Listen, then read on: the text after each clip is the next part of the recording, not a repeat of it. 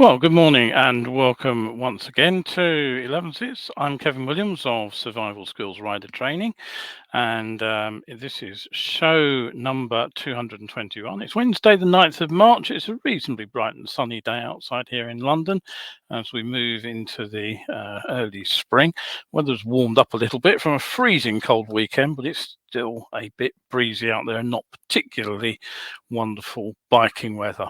So what have we got for you in today's show? First story concerns three off-duty police officers who pleaded guilty to charges of dangerous riding after a collision. UK petrol prices have soared and are set to keep climbing. London riders are facing an extension to the ULEZ zone. The first legally road legal bikes from Gas are set to appear in the very near future. The Ulster GP has been called off as funding has collapsed. And today's discussion point, I'll be looking into the Triumph's move back, the story that I had out on Sunday, Triumph moving back to the UK, and just what might be behind that decision. Right, okay, so that's what we have in store today. So settle yourselves down. Stay with me for the next 30 or so minutes. Sue's looked in. Good morning, Sue. Nice to see you. And just a reminder, you are tuned to Elevenses, and I'm Kevin Williams of Survival Skills Rider Training. So, as I said, today's show, and let's kick off with the first story. Well, it's a bit of a shocker actually, because it concerns three Sussex police officers who were riding motorcycles off duty when two of them collided with a Ford Fiesta. Now, the accident happened last July, and all three riders who were in this group have pleaded guilty to dangerous driving. The collision itself happened in Chilgrove. Two of the riders suffered multiple injuries. The Fiesta driver, who was an 80-year-old man from Chichester, and his female passenger both had minor injuries. The three men, James Latter and Alan Harris, who both aged 31, they're based at Lewes, and Ahmet Yapisios, 55, who's based at Gatwick, they all admitted dangerous driving. And Yapisios and Harris also admitted driving at a speed in excess of 60 miles per hour. The hearing happened at Portsmouth Crown Court on Monday. They were told that the riders had been travelling south towards Chichester at around 1:20 on Sunday, the 11th of July last year, when the crash happened. And commenting on the case, Chief Superintendent Jerry Westerman said, "The reckless actions of these three individuals has caused harm to both themselves and others. Sussex Police strives to keep people safe on our roads, and the reckless actions of these three individuals," oh, it's the same bit again, "they've rightly been held to account for their behaviour and will continue to take action against all those that break the law and endanger the lives of others. These officers have failed to maintain the high standards Sussex Police expects of all its officers on and off duty, and an internal misconduct investigation will now be completed, and the three will return for sentencing on the 8th of April." Right, okay, so don't forget, if you've got a comment, question, anything you want to say about anything on the show, do drop me a line, pop it into the comment stream. I'll try to get back to you online if I possibly can. If I can't answer on air, I'll certainly answer off air at the end of the show. So anything you want to say, do feel free to drop me a line. One thing you might like to comment on is how much it's costing you to fill up a vehicle with petrol. I'm very much regretting not filling my camper up just a few weeks ago, of course, because you can't possibly have failed to notice that prices have risen steeply. Now, at the weekend, the AA Motoring Group said that UK prices have now hit an average of 155 per litre, which, if London prices are anything to go by, is something of an underestimate. I've seen petrol, regular 10 E10 fuel on the pump at 160, 1.9 in many garages around the area. And in fact, the cheap local supermarket fuel is actually considerably more than the 155 the AA was quoting. That's well over £7 a gallon now, unfortunately. And with Russia's threats yesterday to cut off gas and oil pipelines, the markets are in turmoil again. With the price of everything from food to heating already rising at the fastest rate for the last 30 years, it's almost inevitable that fuel prices will be pushed higher. There are some estimates suggesting it could easily reach 175 a litre, but quite frankly, who knows? Now, the problem is that Russia is actually the world's second biggest producer of crude oil after Saudi Arabia. And the convenience of running oil through pipelines means that Russia supplies around 1/3 of Europe's needs. Now, not surprisingly, with the global price of oil increasing, the price of the UK's own oil production from the Brent oil field also rose steeply. Now, something I've heard over quite a number of times over the last few days is that since the UK is actually an oil producer itself, why is it that the UK can't simply up our own production and keep the cost of fuel down, particularly as relatively little of our imported oil actually comes from Russia? The problem of imported oil affects countries like Germany far more, for example. Well, on Monday, it was actually reported that Boris Johnson had said that the UK may have to increase its domestic gas and oil production in the short term. Now, aside from derailing the green agenda, which of course wants us to all switch to renewable energy sources, there are actually several problems with this plan. Now, firstly, and the most obvious one really, is that increasing the flow of North Sea oil isn't like turning a tap on and off. It's not even like turning one that's already running up a bit higher to increase the flow rate. It would actually take, experts say, around 2 decades to actually ramp up production significantly. And the result is, of course, that means there's no chance of it having any immediate effect. And secondly, whilst the extraction of oil and gas from marginal fields may have been made economically viable right now by the soaring cost of oil, it's gone up from, I think it was about $60 a barrel for Brent crude not too long ago, and I think it's up around 170 at the moment and did reach $190. So you can see how much it's gone up. And that, of course, will make marginal fields economically viable. But the point is, it's dependent on the price remaining as high as it is. And once the crisis is hopefully over, if oil prices return to something like where they were, then those marginal fields, of course, become uneconomic to exploit once again. And the third problem is that oil companies actually have to buy their raw materials on a global market. And any oil that's produced in the UK's Brent field is, of course, sold on the global market at the global oil price. Now, the oil then gets sold to the highest bidder. And so, not surprisingly, since the global market has responded to the crisis in Ukraine with steeply rising prices, that's why being an oil producer ourselves here in the UK is having no impact on keeping pump prices down.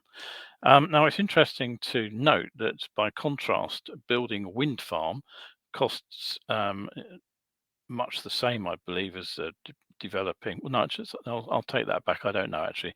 I'm guessing there.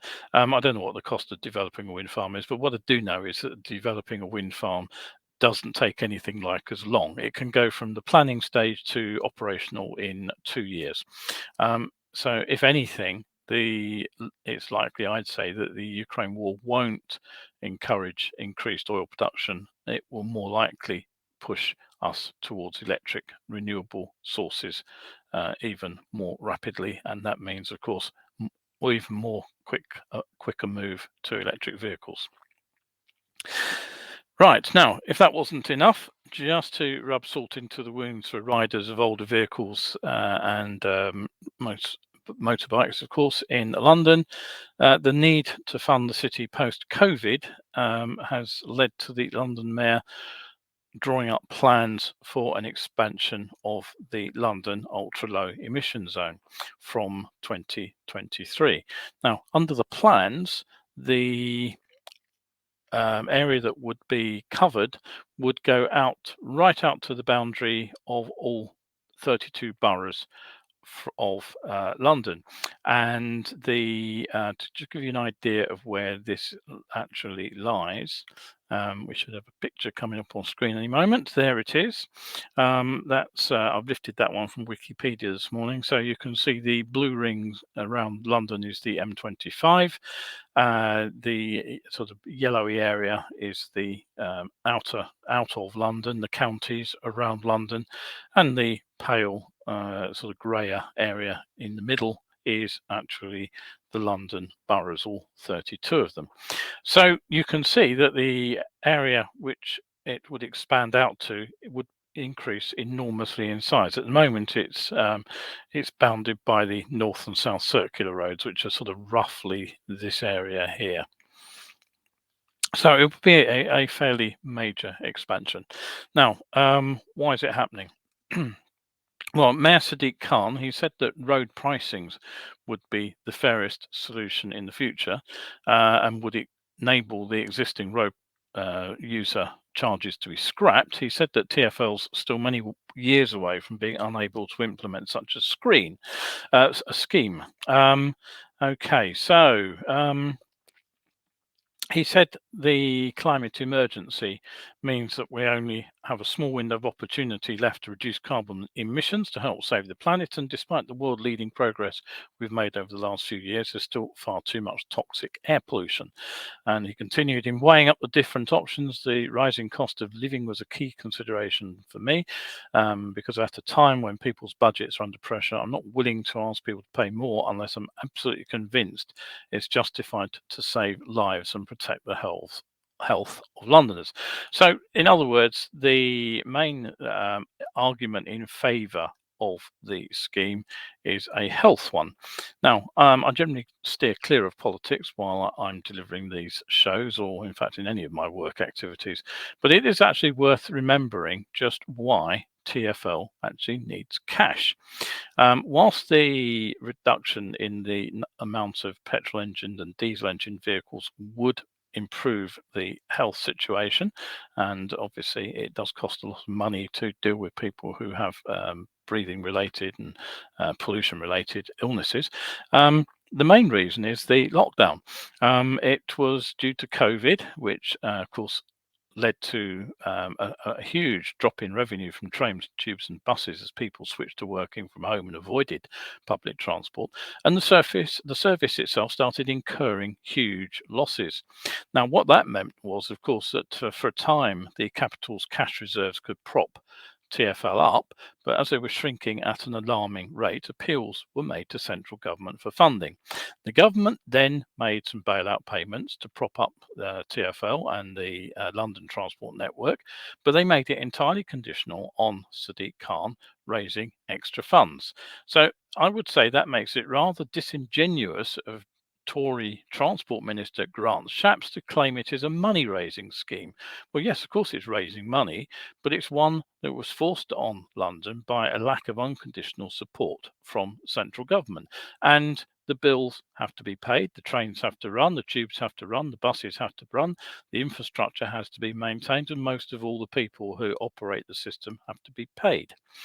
Similarly, Keith Prince, Conservative London Assembly member, has a desperately short memory when he says this is all about Sadiq Khan trying to squeeze as much money as he possibly can from Londoners to cover up his nearly 6 years of financial mismanagement of TfL.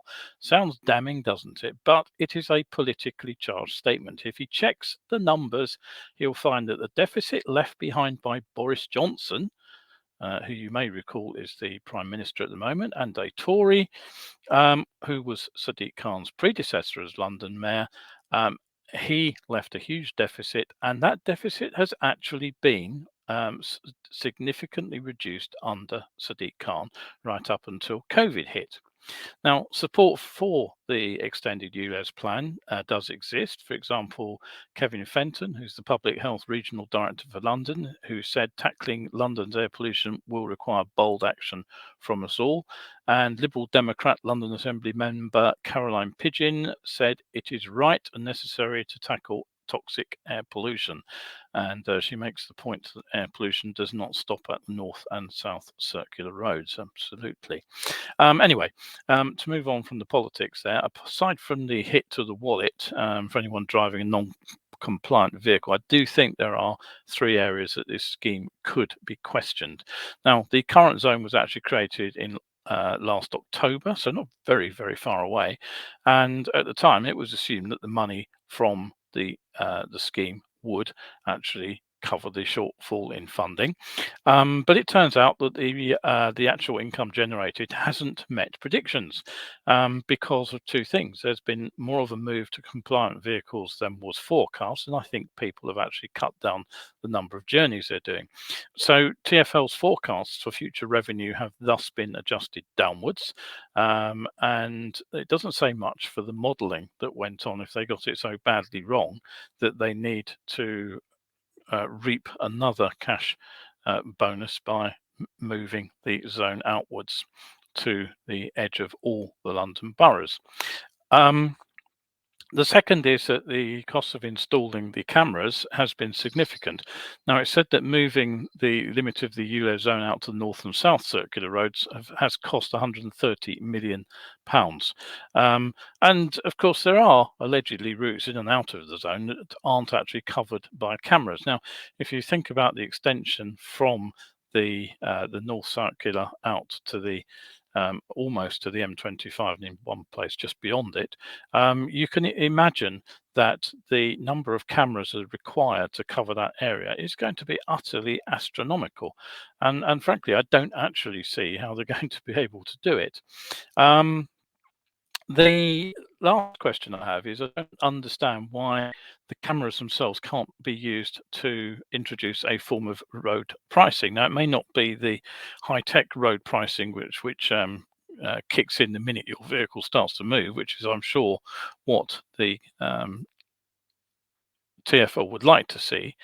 But it does seem to me that if you pass a camera and you trigger the ANPR to record your vehicle that you're in motion, I can't see why the next camera that you're triggering can't calculate the distance between the two and impose a form of mileage-based charging.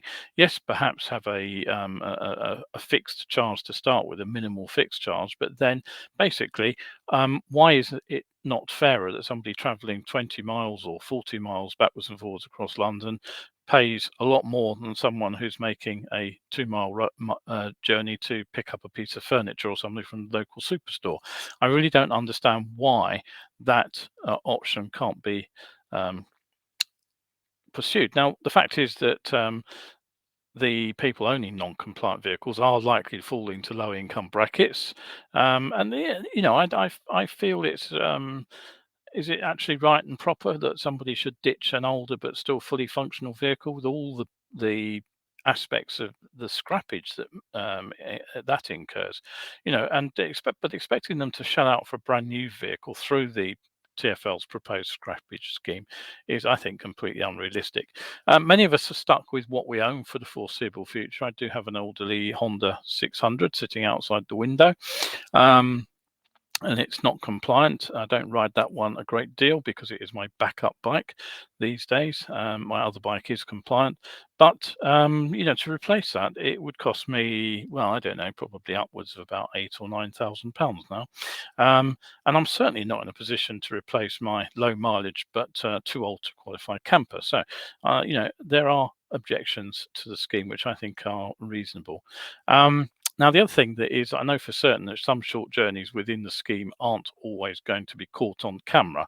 I've got auto pay set up now, and some of my journeys hadn't actually registered. But you know, the fact is, the further you drive, the more likely you are to trigger the APNR cameras, and I don't see why that can't be used to set up a mileage option. You know, unless there are technical issues perhaps of linking these cameras and measuring the distances travelled, and I can't honestly see that as being insurmountable, unless there are so few cameras which are actually operational right now that the majority of journeys would not be recorded, or at least massively unrecorded. So is it a system that currently relies on the threat of a big fine to people, to get people to pay up? I'd be interested in anybody else who lives in London and their thoughts on that. Right, I see a few comments have come in, so let's just pop over and see what they say. Nigel has said, good morning, nice to see you, Nigel. He just says he's paid £155 90p in Bexley Heath. I'm not quite sure what that means. Is it a dot in the wrong place, perhaps? Martin says, just for comparison. Oh, sorry, petrol, isn't it? Of course, silly me. Yeah, okay. You're lucky because it's, as I said, it's up around 162 here, Nigel. Just for comparison, Martin says petrol in Mongolia is about 62p a litre, diesel 77. Prices haven't really changed since the Russian invasion started. He says he believes Mongolia imports all its fuel from Russia and there's no viable alternative choice. Yes, yeah, I can believe that. Yeah, so okay, there are going to be problems there for the future, I'm sure. Right, certain countries will be likely pulled into the orbit of Russia.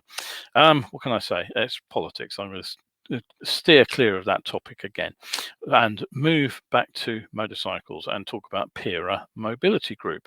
Now, they are probably the motorcycle manufacturer that you've never heard of, but you will know the brands they own. As well as manufacturing emission-free two-wheelers with electric drives, Pira own the motorcycle brands KTM, Husqvarna, and GasGas. And their total motorcycle sales actually amounted in their last set of figures to over 300,000. So quite a lot of bikes being sold by them. Now, GasGas itself is a relatively little-known Spanish off-road motorcycle manufacturer that's always specialized in trials and sort of off-road bikes. Pira purchased GasGas in September 2019. And since then, they've moved the company into other fields. They've now got a Moto3 factory racing team, which seems a long way from their off-road routes, but hey-ho. They do a flat track build, and they've got a Paris-Dakar winning rally outfit. And now the first street legal GasGas bikes are about to arrive, and these are the SM700 Supermoto and the ES700 Dual Sport. Now, if you're aware of the KTM-based Husqvarna 701 Enduro and 701 Supermoto, you shouldn't be too surprised to discover that the new GasGas models, like those Husqvarnas, will be based on the popular KTM 690, which I have just put in front of you. That is the KTM there. Now, the bike is powered by a 693cc single. It's been around for quite a while now. It produces a very decent 74 horsepower, get 50 pound-feet of torque out of it. The engine's mounted in a steel trellis frame, which you can see is painted a bright red there. And the different models essentially get different white power suspension front and rear. The one in front of you there is a Supermoto. Different wheels and different brakes. So the two Husqvarnas are all but identical to the KTMs. Now, although there are no photos yet available, only a couple of renders, it's almost certain that the new GasGas bikes will in fact be the KTMs with new clothes. But if there's a benefit, at least they're not likely to be orange. The KTM color is, as you probably know, a rather ghastly orange in my opinion. The GasGas brand is actually red. Still, at least it's a new petrol engine bike.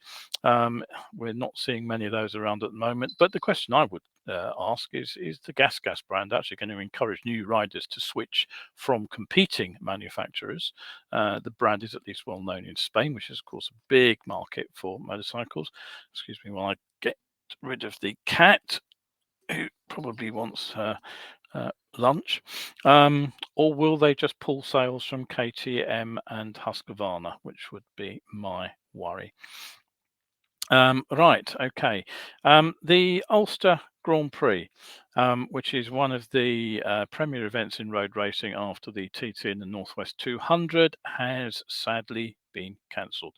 The races last took place in 2019, when you may remember Peter Hickman won a fairly astonishing 7 events. The race was due to return from the 16th to the 20th of August this year after the 2-year absence due to COVID, and the organising Dundrod's club's financial issues also caused problems. Now, that club had racked up debts of around £300,000. They entered into a company voluntary arrangement with creditors, and they were issued with a winding up notice in 2020. So what happened then was a fresh organising group called Revival Racing Motorcycle Club took over. They're led by the Northwest 200's organiser Mervyn White and 11-time Ironman TT winner Phil McCallan. And they got themselves into the role of organising the 2022 Ulster. But they now say that it's with much regret the club are no longer in a position to stage the event. Now, here's what they said in a statement. We'd like to place on record our sincere thanks to the Department of Energy and Department of Finance, who both fully endorsed our proposal, which would have delivered the biggest investment in motorcycling ever seen in Northern Ireland. They went on then to blame a lack of agreed funding, that's the word they used, from Tourism Northern Ireland, and added the future of the event was unclear. Now, as always, I do like to do a bit of digging around in the background to see what happened. In the non-motorcycle press, I found the response Tourism Northern Ireland gave to the Racing Revival organisation was rather different. They said that the funding that had been requested by Revival Racing Limited to stage both the Northwest 200 and the Ulster Grand Prix events had risen to £800,000, a massive 6 times the funding for the same 2 events in 2019. In other words, it suggests the previous level of funding was around £130,000. Now, since all the cash, that £800,000, has to come from Tourist Northern Ireland's pot, which funds all events in Northern Ireland that are deemed worthy of supporting. Their board concluded that the organisation could not justify the level of funding to the motorcycle racing events on either financial or legal grounds. And they said, quote, Tourism Northern Ireland has a total budget of 1.2 million to support events across Northern Ireland, and they said they have an upper funding limit of £150,000 per event. And they went on to say that, excuse me, as a public body, it's important that all those bidding for funding are treated fairly and equitably. This would not be possible.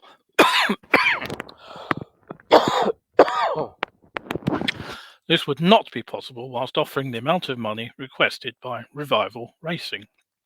And in fact, they offered a lesser amount, which they said they believe would be sufficient to allow both the Northwest 200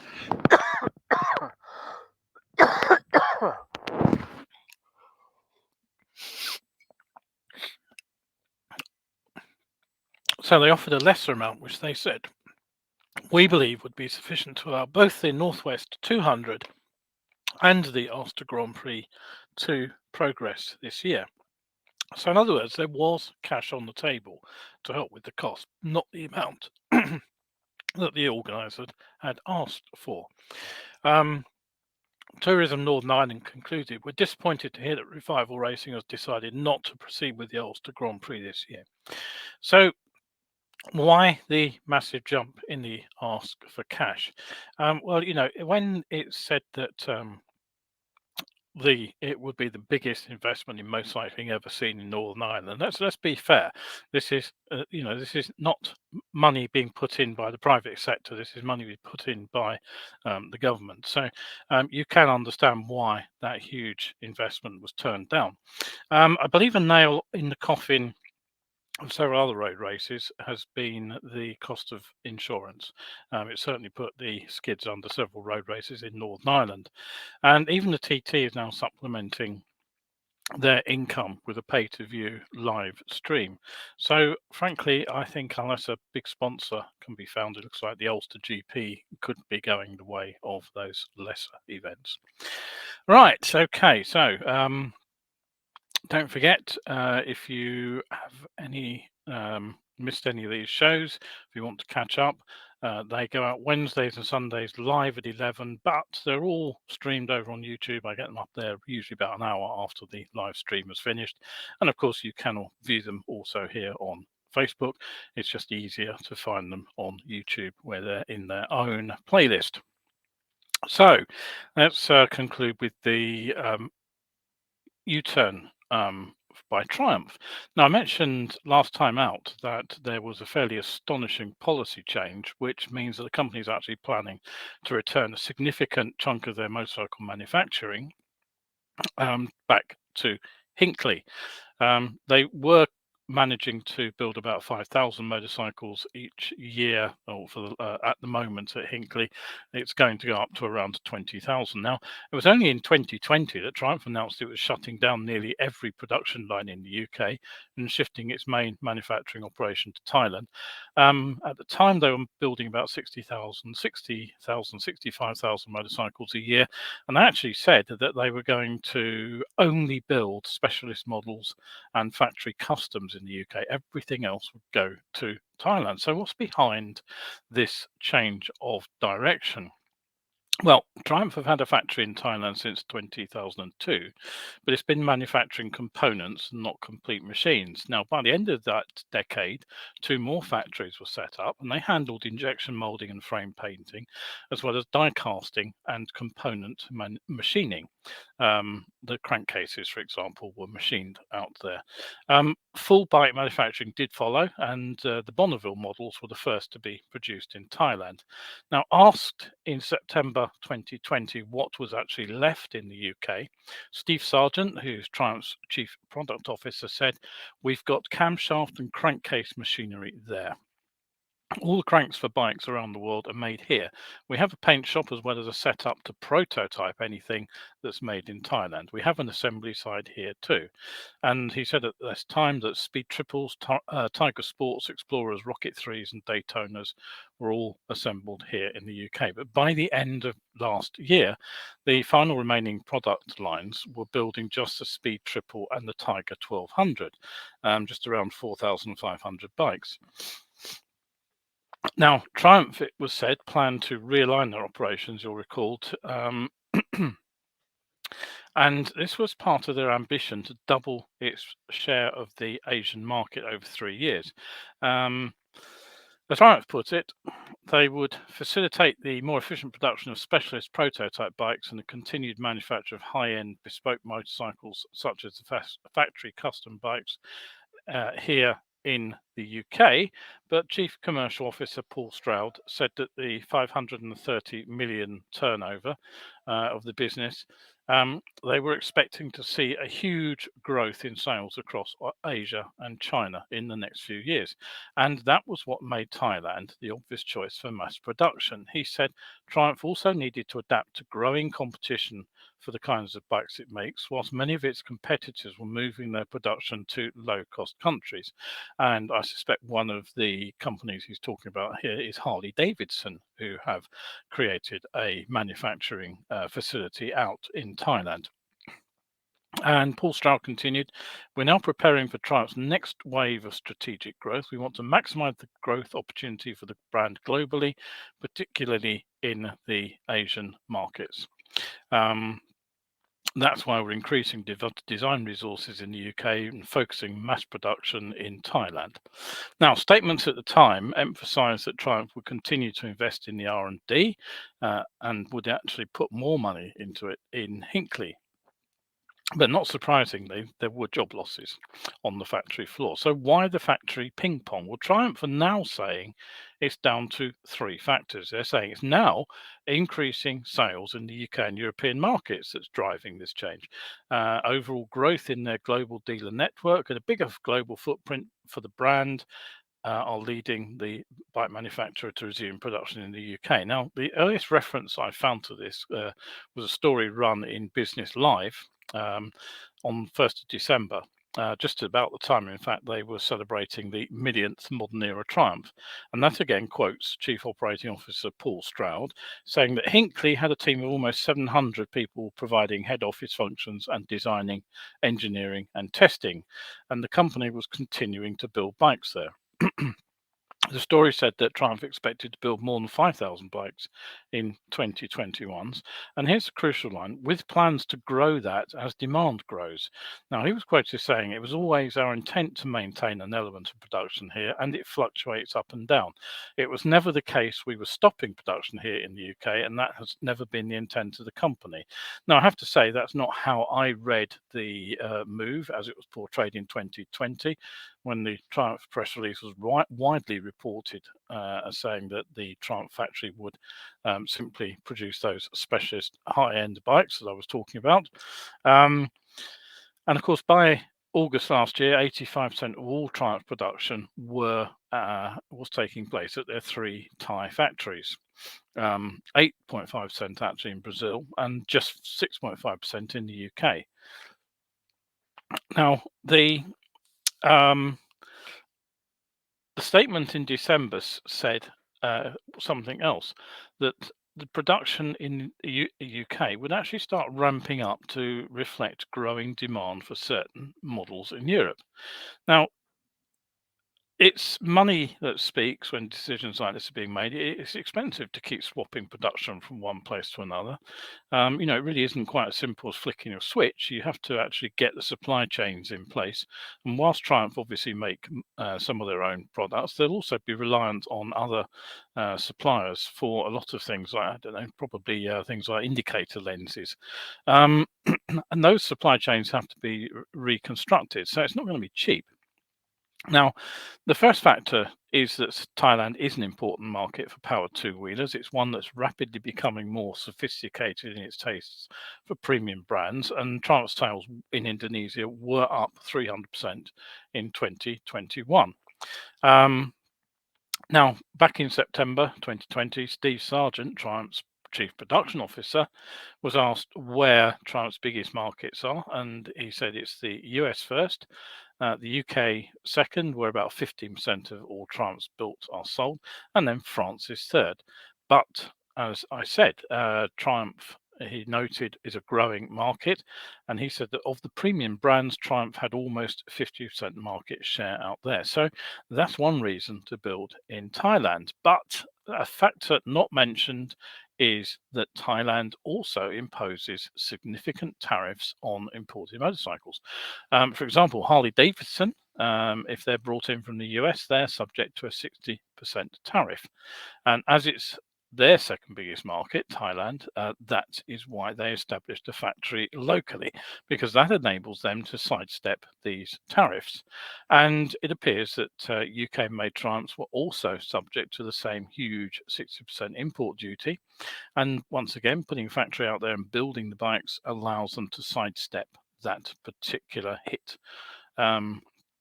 They also benefit, both companies, from low-cost distribution to other countries, because Thailand apparently has free trade agreements with, amongst others, China, India, and Vietnam. And of course, production costs are lower too, so lower costs, more profit. So why bring the production back to the UK? Well, one possible answer may be that there was a last-minute trade deal struck between the EU and the UK to allow the tariff-free movement of new vehicles post-Brexit. Now, it seemed for quite a long time, as you probably remember, that there would be no agreement and that all trade in either direction would be under the WTO rules, which we heard so much about, and that would have led to a 10% tariff. And of course, final selling price would have had VAT added on top, so they would have gone up even more than 10%. But with no UK and EU tariff, it may now be cheaper to build in the UK than bring in complete bikes from Thailand, particularly as there is likely to be a tariff on those bikes imported from Thailand, although I can't find information to prove that. Now, my other guess is shipping costs. COVID disrupted, as we know, shipping vessels, containers, and goods all ended up in the wrong places. So it may be that the knock-on effect of clearing up the backlog has increased shipping costs to the point where Triumph can no longer build more cheaply in Thailand and ship back to the UK, EU than they can by putting the bikes together actually here at home. And just possibly the current war in Ukraine has swung the needle over the tipping point, because I think it's almost inevitable shipping costs are going to rise in the months to come. So my guess is that building bikes in the UK for sale in the UK and the EU will actually now start saving Triumph money. If anybody's got any better theories, I'd be happy to hear it. So that's pretty much it for today. Just a couple of quick reminders as I wind down. I'm going to be running some new mini group rides. Check those out. I'll put up some more information at the weekend on those, but essentially they'll aim to be an ideal introduction to group riding if you've never done it before. And if you have tried other groups and you haven't enjoyed them because they've been a bit too frantic, the idea of these is to actually slow things down and make them more fun. So as I say, someday I'll put some more info up about those, but you can find information on my Facebook page at the moment. The next two live webcasts, the last week's one was all about, I forgot what it was all about now. What was it all about? Oh, never mind. Oh yeah, group riding, of course, wasn't it? Yes, that's why topical. Yeah, that was well received. So don't forget, the next one to go out is going to be Science of Being Seen. And if you want to toddle along and see that, by all means. It's a 45-minute talk. It covers the whole presentation, everything to do with human perception and motorcycle conspicuity. I explain why conventional hi-vis and day riding lights are less than successful at preventing junction collisions, and I'll suggest some proactive measures to use in your own riding. That's online on Wednesday, the 6th of April at 2000 hours. That's 8 p.m. in the evening. Do pop along and join me on that one. So the one comment from Paul, he says there are still some 11,000 containers in the UK filled with out-of-date and non-compliant COVID-19 PP. Oh, dearie me. So, right. So, yes, global shortage of containers. Yes, I knew that there was a global shortage. I didn't realize there was that many with bike clothing stuck in them. Right, so that is pretty much it for the show. Do look in on Sunday. It will be a fairly short one, as I'm running a presentation not too long afterwards for Bike Club in Oxford.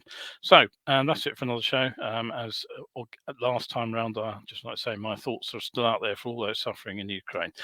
Do tune in on Sunday, and if you're riding out there in the next few days, take it easy and make sure you stay shiny side up.